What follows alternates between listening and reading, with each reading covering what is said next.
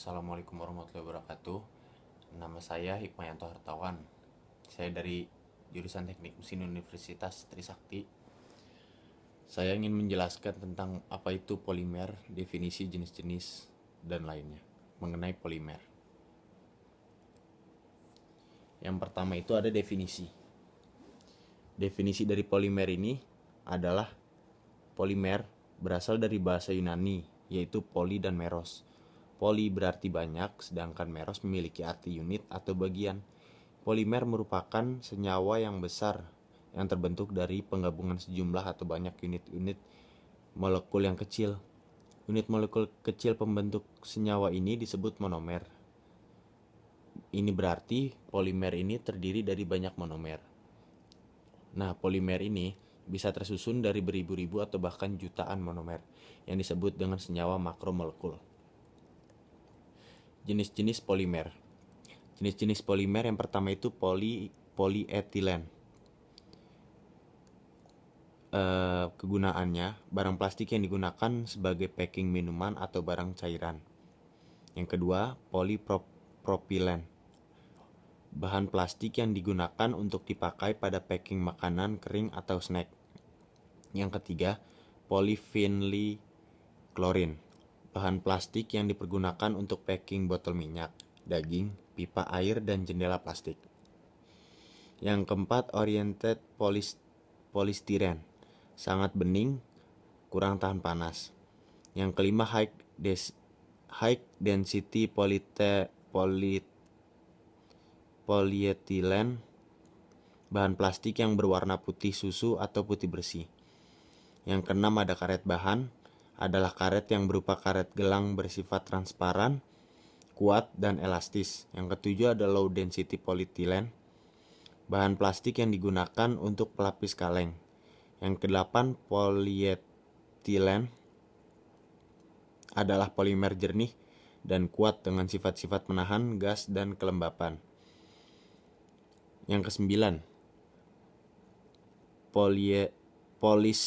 polystyrene bersifat berubah bentuk dan berbunyi. 10 ada lunchbox polystyrene, bahan plastik yang digunakan untuk packing makanan ringan, nasi, dan lain-lain. Dan yang ke-11 ada plastik cor, adalah bahan plastik yang bisa dipergunakan untuk pengecoran bangunan. Yang berikutnya ada proses pengolahan polimer. Pengolahan polimer ini melalui 4 tahap. Tahap pertama itu adalah proses injection molding.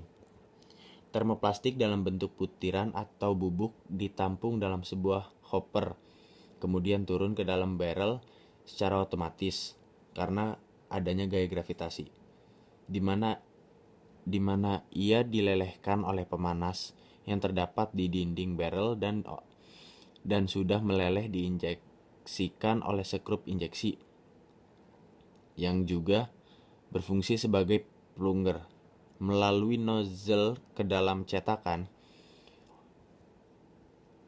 yang didinginkan oleh air. Produk yang sudah dingin dan mengeras dikeluarkan dari cetakan oleh pendorong hidrolik yang tertanam dalam rumah cetakan. Selanjutnya diambil oleh manusia atau menggunakan robot pada saat proses pendinginan produk secara bersamaan. Di dalam barrel terjadi proses pelelehan plastik sehingga begitu produk dikeluarkan dari cetakan dan cetakan menutup, plastik leleh bisa langsung diinjeksikan. Yang berikutnya adalah proses ekstrusi. Ekstrusi ini adalah proses untuk membuat benda dengan penampang tetap.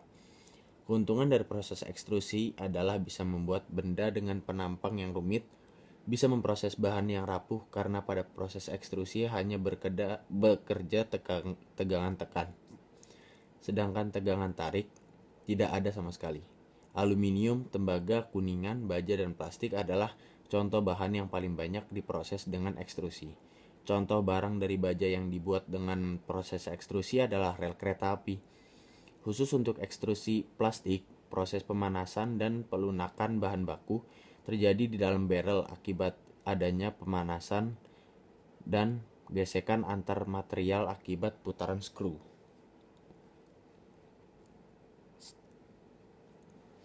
Dan yang ketiga adalah proses thermoforming.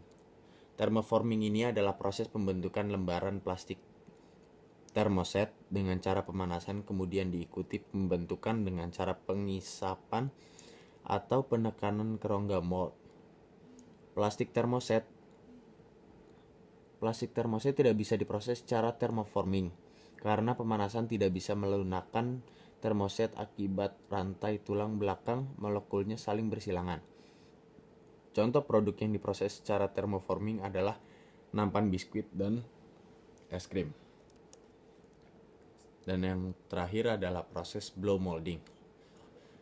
Blow molding adalah proses manufaktur plastik untuk membuat produk-produk berongga atau botol, di mana parison yang dihasilkan dari proses ekstrusi dikembangkan dalam cetakan oleh tekanan gas. Pada dasarnya, blow molding adalah pengembangan dari proses ekstrusi pipa dengan menambahkan mekanisme cetakan dan peniupan. Dan yang terakhir adalah pengaplikasian polimer. Pengaplikasian polimer dalam kurun waktu 5-10 tahun terakhir itu yang benar-benar mencolok ada 3, yaitu elastomer atau karet, plastik, dan serat. Karena ketiganya ini sangat berguna bagi kehidupan manusia zaman sekarang. Yang pertama itu ada karet. Sebagai yang Anda tahu, karet itu memiliki fungsi yang sangat banyak. Saya mengambil contoh salah satu yaitu karet ban, di mana ban tersebut digunakan dalam sebuah kendaraan yang setiap harinya selalu digunakan oleh manusia. Dan yang kedua ada plastik. Plastik merupakan bahan dasar yang penggunaannya cukup banyak dan mudah digunakan seperti ember, gayung, dan lain-lain. Jadi plastik tersebut memiliki banyak fungsi, plastik ini merupakan bahan yang memiliki produk yang sangat bagus. Contohnya ada ember, gayung, kursi, dan lain-lain. Dan yang terakhir ada serat.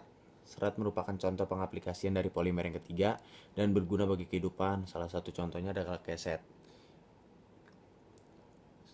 Banyak penggunaan serat itu bisa jadi untuk tali, bisa jadi untuk keset, dan lain-lain.